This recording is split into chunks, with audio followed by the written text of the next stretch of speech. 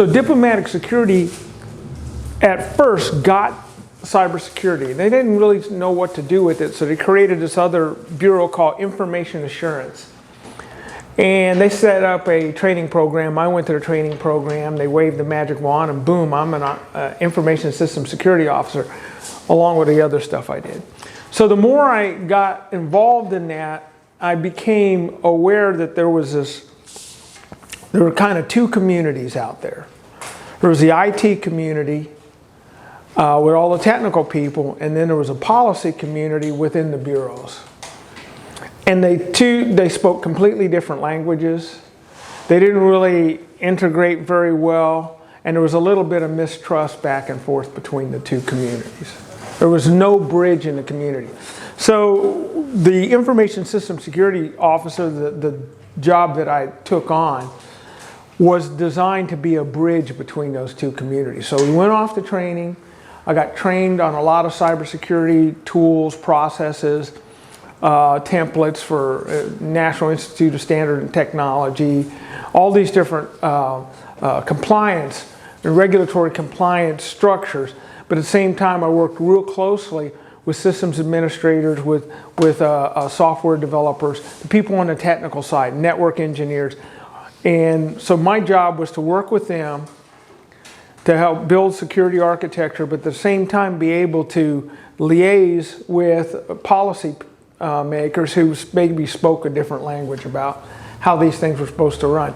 So what I end up doing, as I tell people, I end up becoming a translator between the two communities, moving back and forth, conveying different ideas, and also helping to coordinate resources with respect to how we were going to build cybersecurity for the State Department. Did that for years, left the government. As was mentioned, I worked a little bit in the private sector, and that kind of gives you an overview of where I'm from. About 2 years ago, after the program, the Applied Associate's degree here was set up, there was some thinking at St. Thomas about how do we create a bridge program from the associate's degree to a bachelor's, a 4-year degree. So I put my hand up. I think I can do that. I can do that because I've worked on both sides, right? I said, but I want to do something differently. Because I went online and I looked at bachelor's degree programs in cybersecurity. I must have looked at maybe 24 different programs, you know, whether they were at Georgia Tech or University of Miami or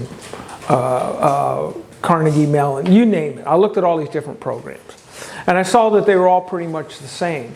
They were highly technical programs, right? Software engineering, object-oriented coding, all very, very good. And I thought, well, I didn't really want St. Thomas to try to replicate what was already out there and done by other schools and done very well. And I thought we really are not positioned to do the same thing at the same level. So I was thinking about it, and so I started reaching out to some friends of mine who were in this space, right? C-suite executives that were working with either as cybersecurity people with big companies or independent entrepreneurs running their own cybersecurity businesses. And I started asking them, what don't you get out of college? What are you not seeing in terms of people graduating from these programs? And they say, well, we get a lot of really good technical people. We get people who can write code. We get people who can build networks. We don't get people with management skills. We don't get people who understand business processes. We don't get people who understand procurement and supply chain. We don't get people that understand legal and regulatory compliance and how that fits into cyber. So, you know, I start ticking off little boxes. I said, okay, so I went back and I started thinking, let's build a program around that gap that the professionals are telling me that there is out there. So that's what we did. At University of St. Thomas, the program that we built is designed to fill that hole from what industry professionals are telling me they're not getting from other programs. Then I took it a step further, and that step further was, the internet has no borders, right? So, for instance, if the two of you send each other an email, now you may live 2 miles away from each other. That email message will be broken into packets. Those packets will go out through your internet service provider, whether that's AT&T or Xfinity or whatever, and it'll go through some internet exchange points. It will pick the path of least resistance based upon the traffic on the network. So your email, pieces of your email, may be bounced to servers that are sitting in Sao Paulo, Brazil. Another one will be bounced off a server in Rochester, New York, right? Now this stuff is happening at the speed of light, so it doesn't take that long for the internet, for that message to get to you. But the idea is that all of our traffic is moving around in a global network. So I wanted students to think about that, and I wanted to put that in some sort of context. And so our program is called Global Cybersecurity for a reason. As those messages are deconstructed and moved around the world, anytime they go through an internet exchange point, there's a potential for some sort of either corruption of the message or intercepting of the message, or part of the message, right? So what we need to do, or what I felt was important if we're going to create this sort of one-of-a-kind program, is we're going to look at it globally. Instead of just looking at it at a micro level, we're looking at it at the macro level. Then I found out something else interesting going on. There's a huge international discussion about the rules that govern the movement of all this information. In fact, there's an internet governance forum, right, called the IGF. And it is organized within the UN Secretariat. So the UN has the General Assembly, the Security Council, right? It's more like their legislature. But they have the Secretariat, which is under the Secretary General of the United Nations. Within the Secretariat, there's an Internet Governance Forum. And this group has been meeting, I believe it goes all the way back to 2005, maybe earlier than that. But they've been meeting to try to come up with globally recognized and agreed upon rules for the Internet. And they have a meeting every year. Last year it was in Katowice, Poland. This year it's going to be in Addis Ababa. So I am part of what's called the Internet Governance Forum USA. So there's a US chapter of it, and I went to their annual meeting last July. So the United States has a voice in this forum. Again, trying to come up with international rules and best practices. Right? All that's going on, and most people don't even know it's going on. It doesn't get much press that there's this global conversation with all these different countries trying to figure out the rules of the road for the internet. So this brings me back to the orientation direction of the program that we have at St. Thomas. I can start. I'll look at let me look at our mission statement, part of it, and our statement of purpose. And I point to this because I think it punctuates the importance of having a global look. So the purpose of the Bachelor of Arts of Cybersecurity is designed to address the important question of the efficacy of human agency. What do I mean about the efficacy of human agency? People need to be in charge of these processes. These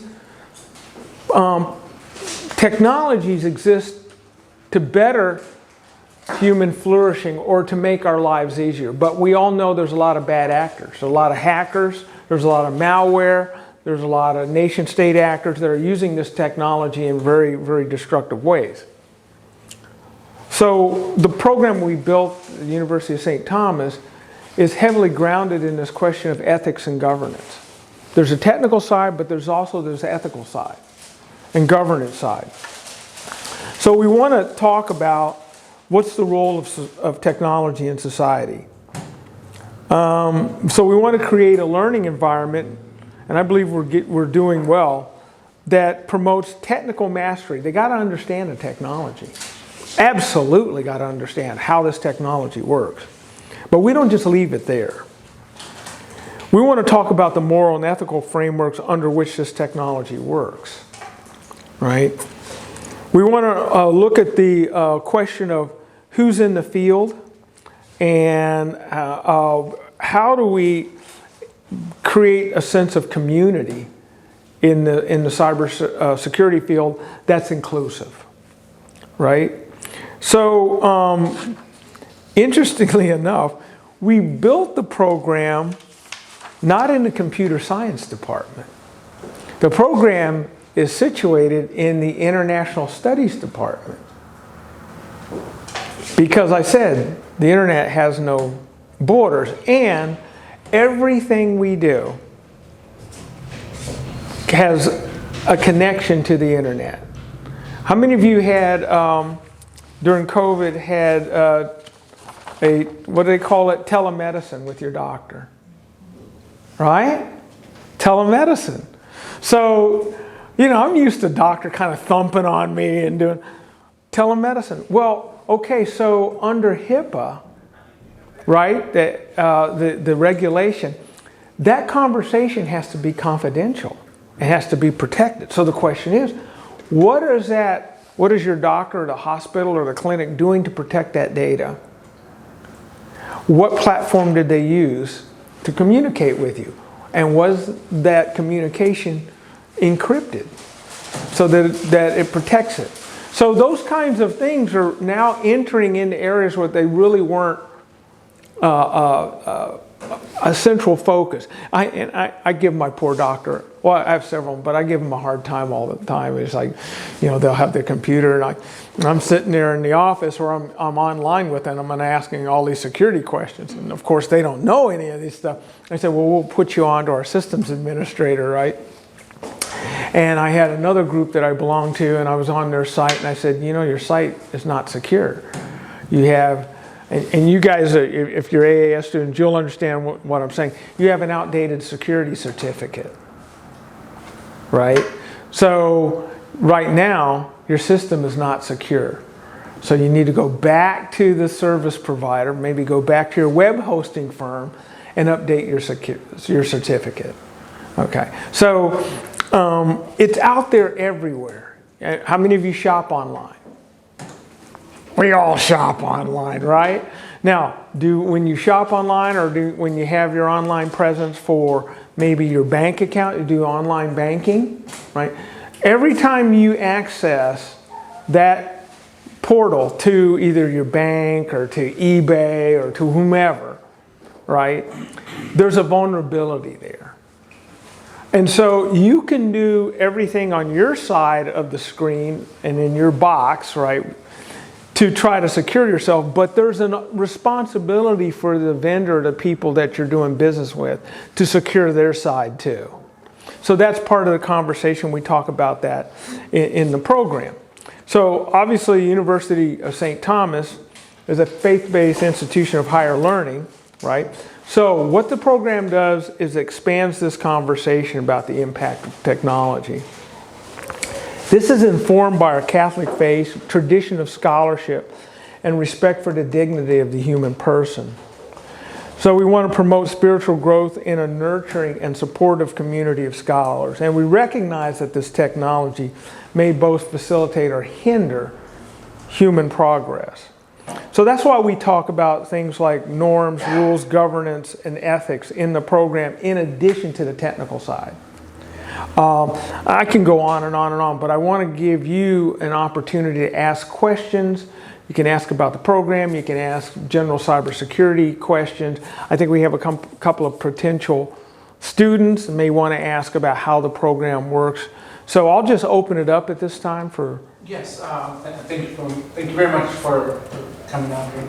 I wanted to know if, obviously from the school main campus, I would have a professor, over my shoulder, helping me out. How would, the professors help me out if we're doing, you know, online class? Right, so we try to be as facilitative to, the commitment to your success doesn't change whether you're face-to-face or you're online. We are 100% committed to your success. And so we've built a lot of what we call value added into the program. Obviously, there's some courses that are online asynchronous, and you're probably already taking online asynchronous courses.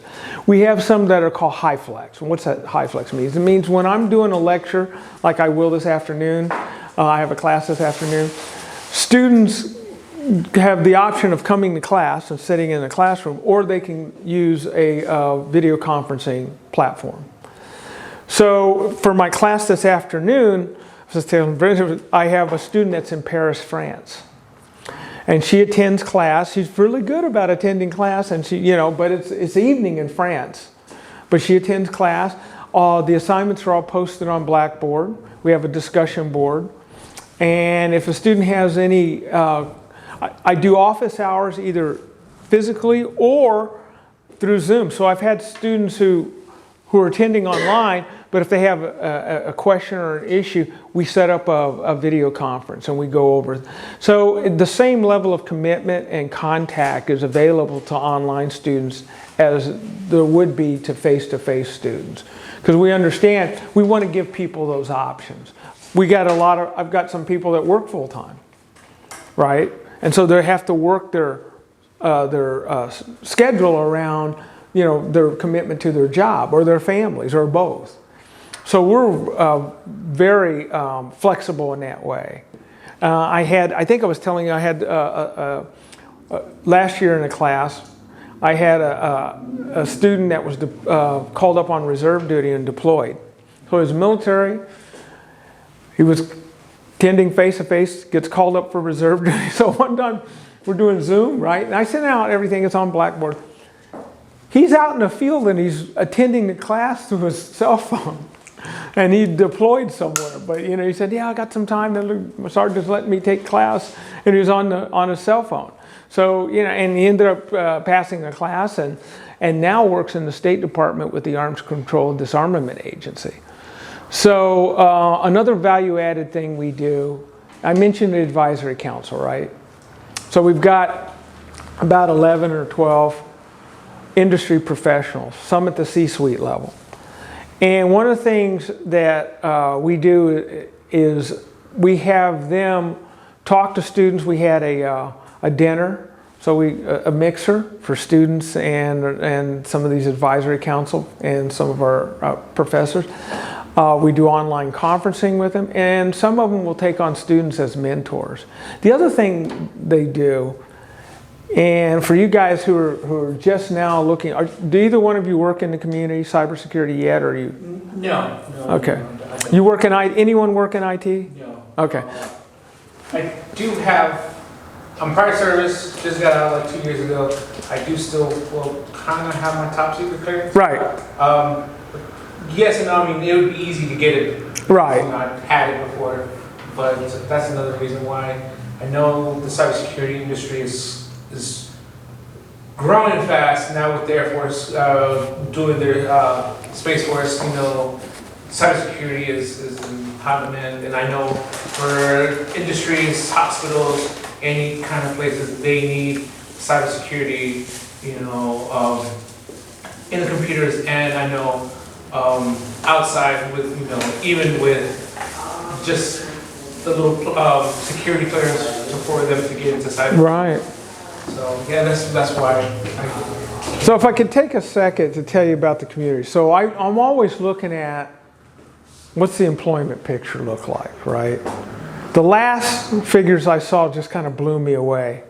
3.2 million vacancies in cybersecurity. I couldn't believe that number. So a few weeks ago, we had a field trip. One of our adjunct professors took about 11 students to a security operations center for Schlumberger, right? And they were getting a tour, and they were saying, "Any of you guys want jobs? You want jobs? Leave resumes. You know, we need people." and this has happened before whenever we've had contact with company executives. They say, hey, you know, we're looking to hire. My first graduate, who will graduate in May, she was a transfer student in our cohort, right? Because this is only the second year of the program. We're on year 2, right? So my first graduate, she's already, actually last summer she did an internship with PricewaterhouseCoopers. She was on their risk team. They offered her a job right after her internship. They said, go get your degree, we want you. Along the way, she got another offer from Accenture.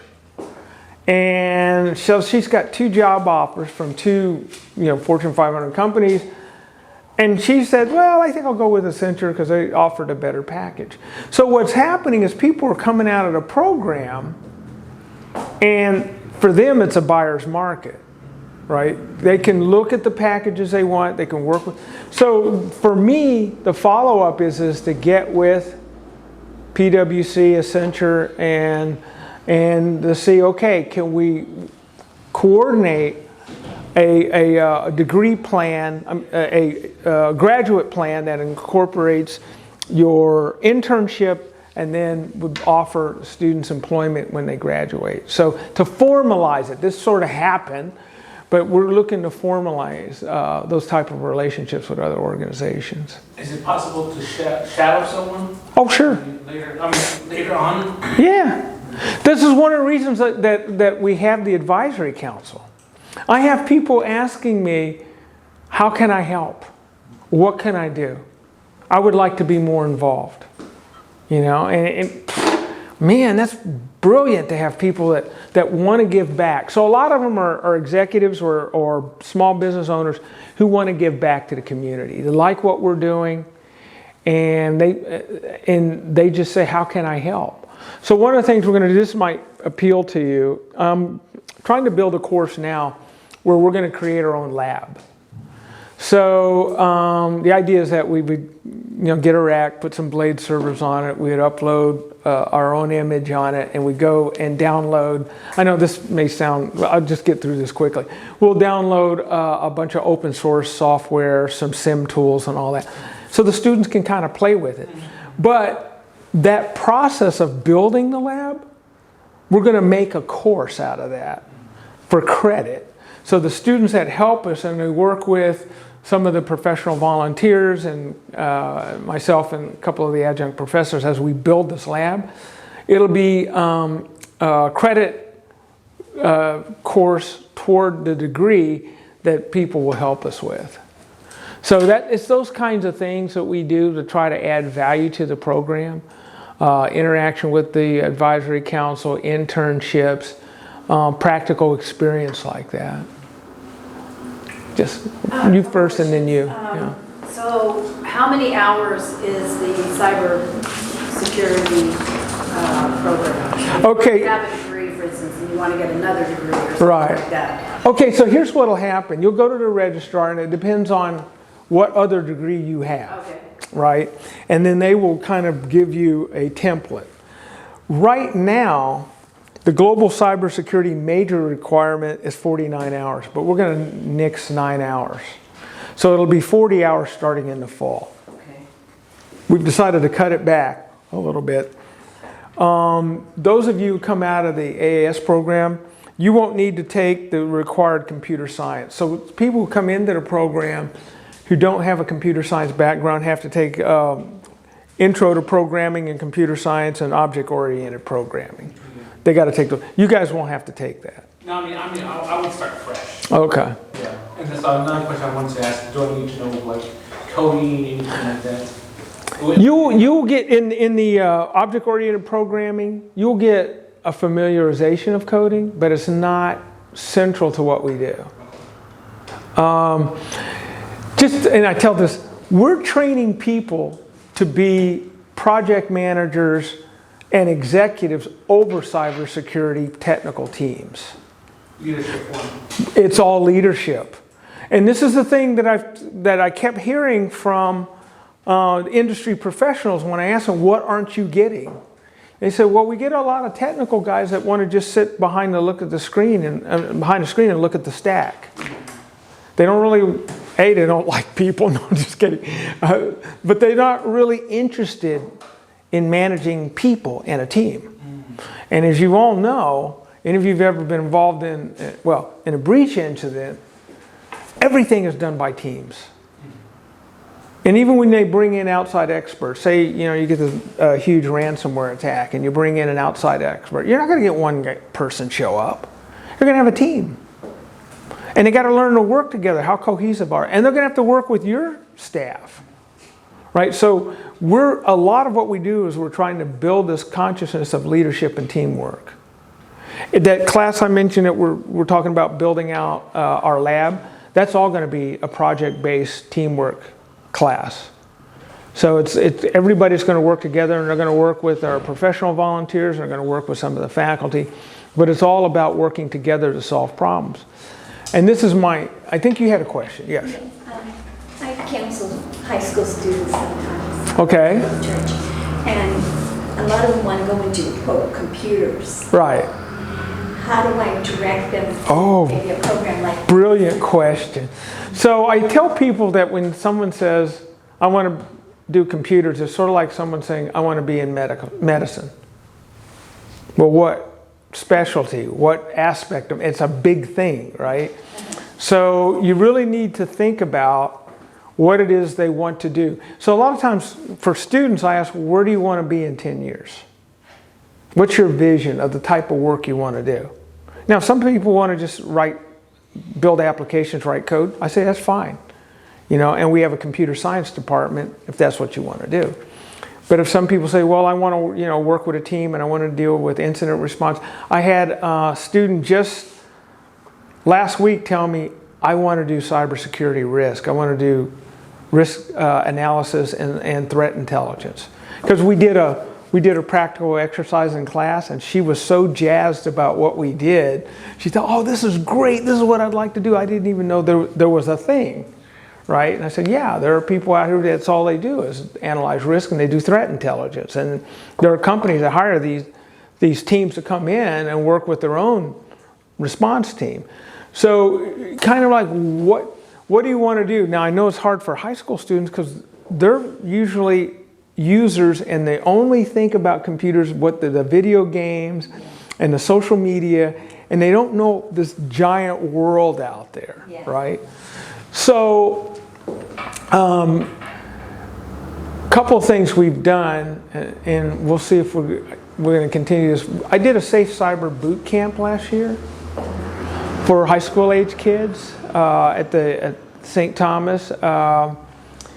And we also do a young diplomats, and that's on the foreign service side. But I'm thinking of combining them because, again, the internet has no boundaries, right? No borders. So this idea of where you fit in the world, because I tell people, somebody was telling me about using one of the apps for rideshare, and I won't say which one, right? And they were all talking about rideshare. I said, do you really understand what those apps do?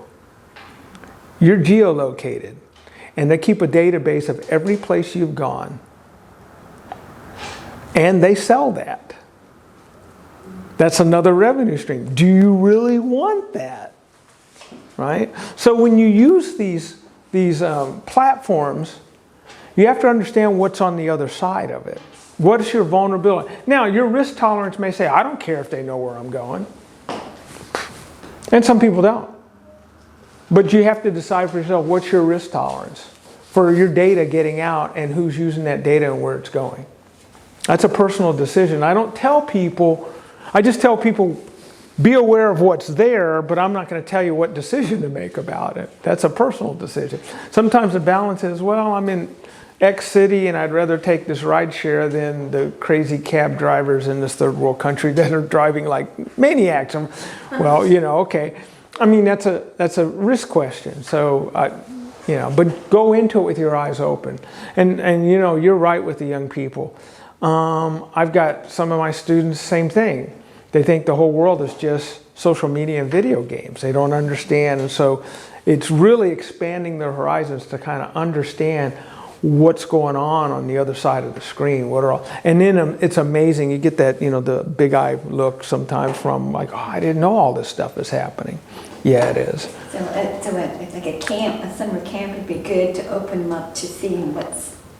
Yeah, we did that last year. I don't know if we'll repeat it.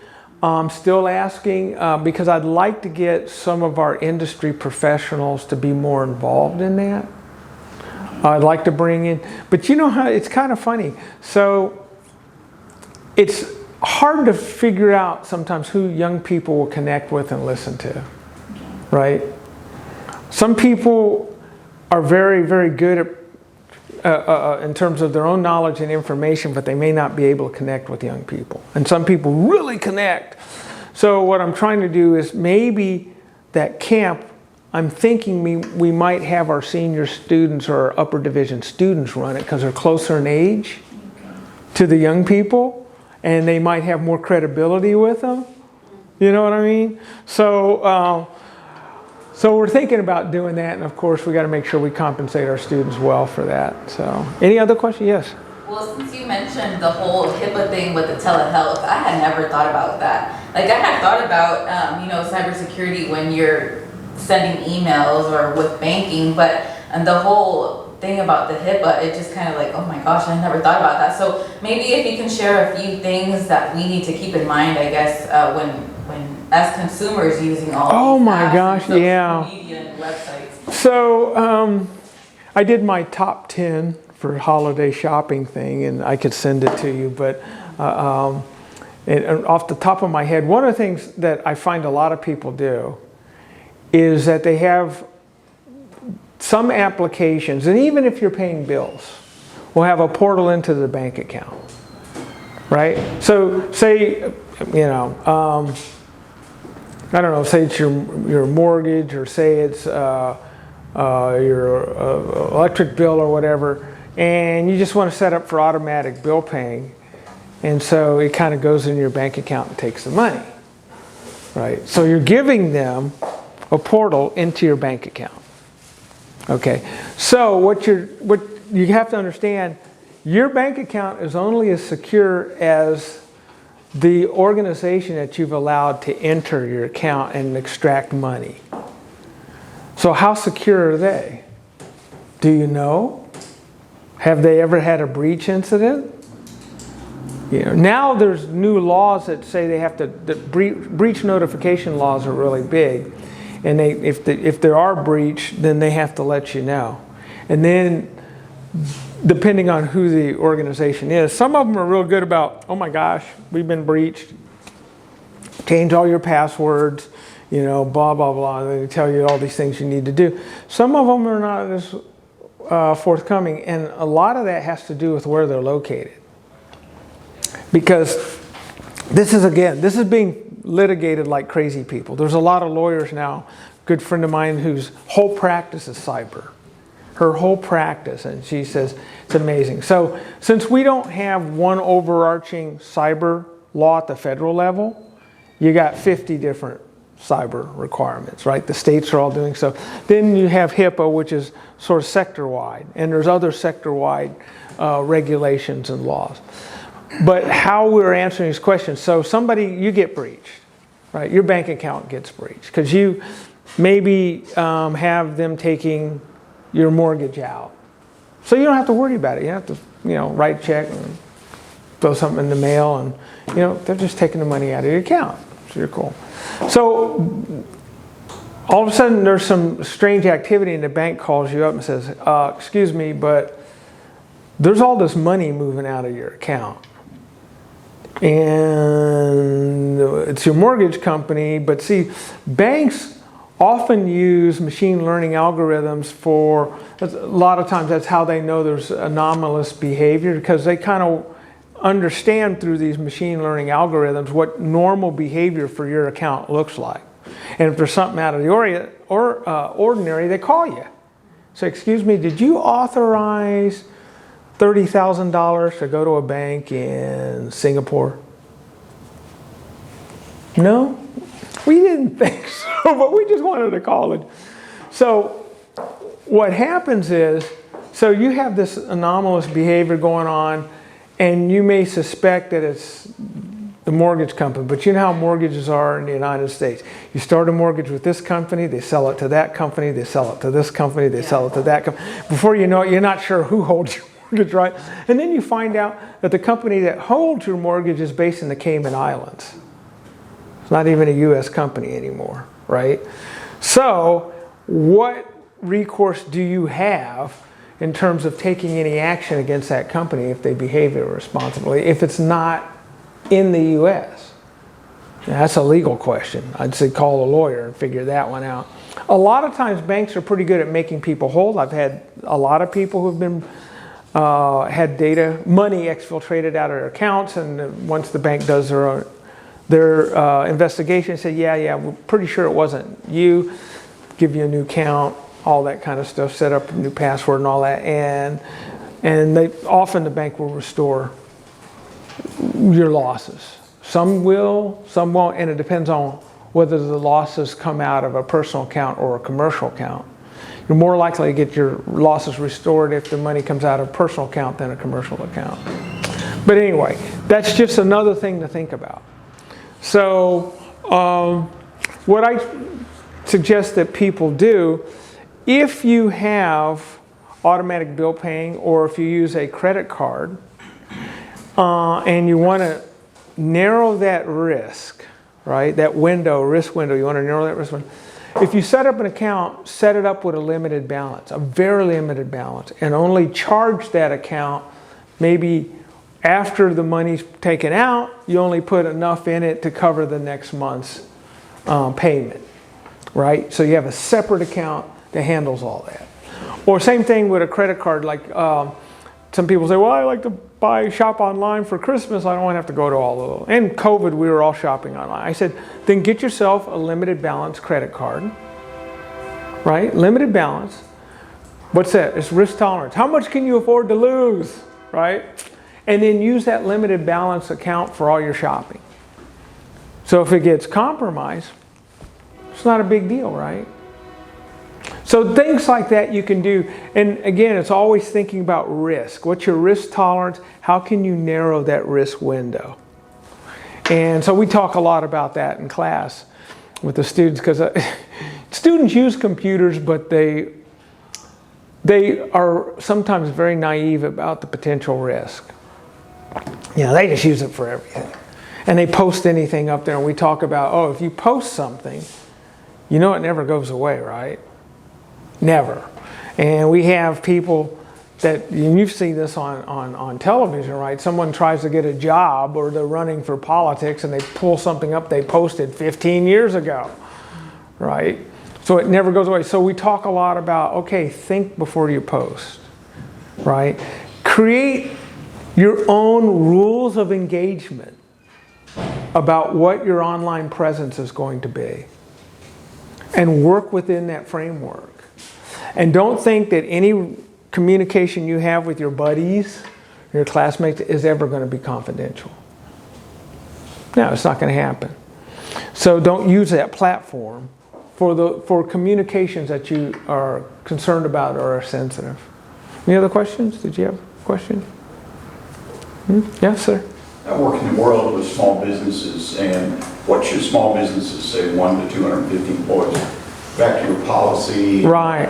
What should they be paying attention to? Oh, I'm so glad you asked that, because we build a lot of what we do, and I have small business owners on my advisory council.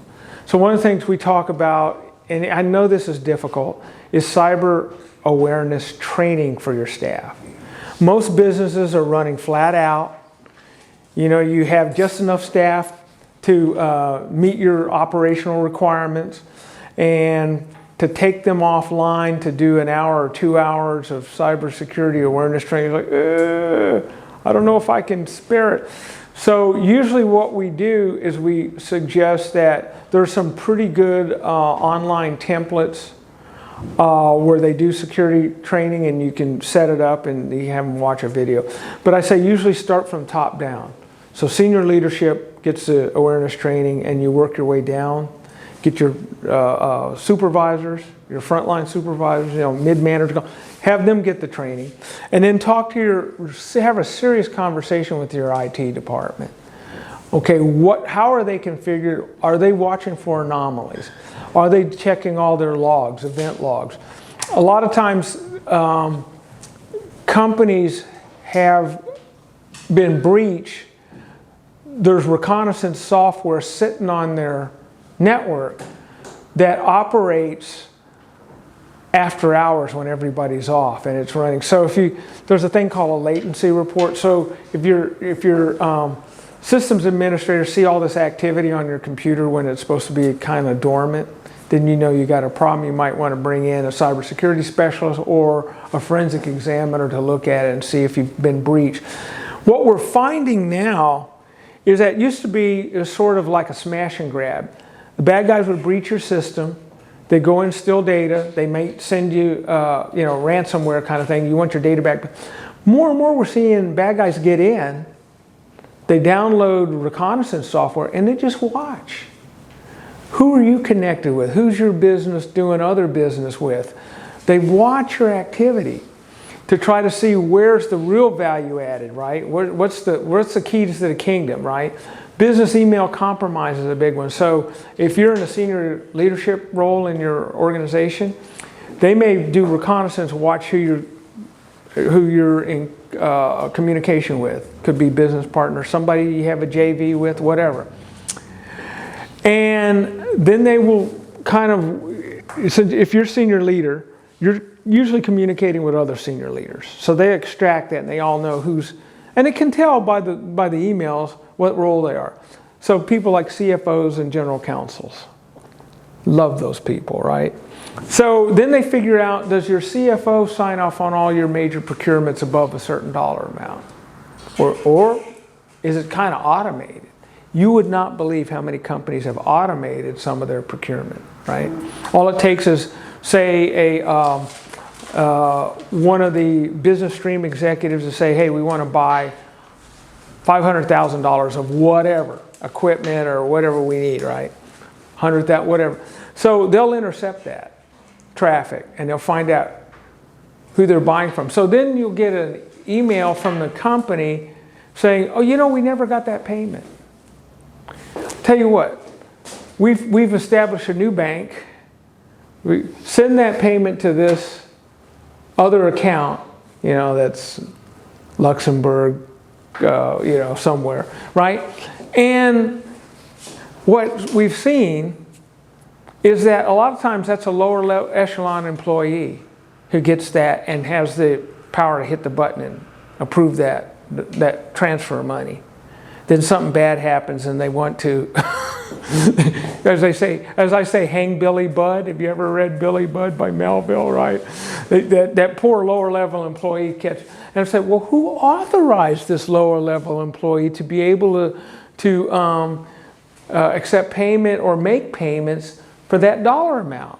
Are you out of your mind? There should be a double authorization. And you can set it up so that there's that the authorizing official has to put in a special code, a one-time code for above a certain dollar amount. So all this stuff takes a little bit of imagination. Sometimes you need some security expert to come in and sit down with the company and say, okay, yeah, it costs you a little bit. Most of it is just putting the procedures in place. It doesn't really cost a whole lot of money. It's just getting the procedures in place and training your people how to use those procedures. One thing I do, and I used to do a lot of training for this stuff, if you see something weird, don't click on, call somebody. Systems administrator, something, to say, wait a minute. There's something about this communication that doesn't make sense to me. If you feel it's kind of wacky, then let somebody know. And then we can come in. Sometimes we can quarantine that traffic and we start running forensics on it and see if there's any malware.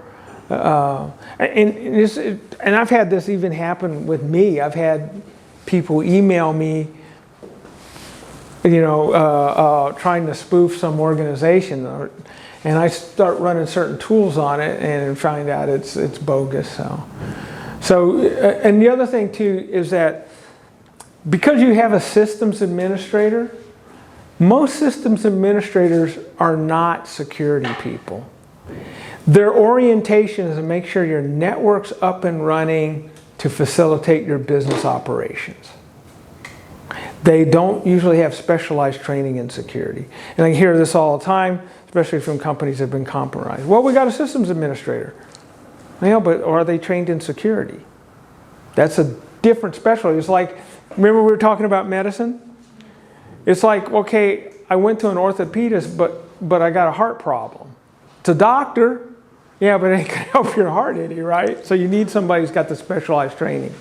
As a follow-up question, one of the things I find in working with small businesses, because I'm a consultant, is that they outsource their IT services. And therefore they're outsourcing effectively the security of it. Yeah. In their mind. Yeah. And that doesn't seem like a very wise policy to me, and I try to encourage different behavior, but what's your view on that? Okay, so, I'm so glad you brought this up because I actually did a class on this. So we had students, okay, I've got 5 minutes. So we had students say, we talked about that. I put them in the role of a small business person who's going to outsource your IT. How do you know what the security is? How do you ensure that?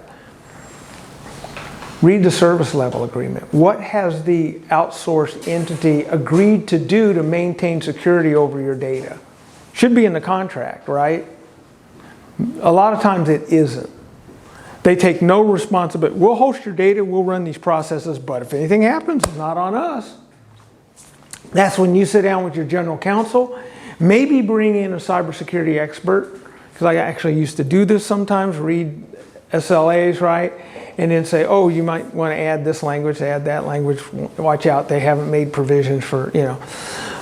So there's people out there who can do that, work with your general counsel to make sure that the provisions for security around your data that they're hosting is protected in the agreement and they bear some responsibility for it. So, any other questions, or are we about done? One more question. Anybody has one? Okay, I think we're done. All right, okay, thank you all. Thank you. Thank you.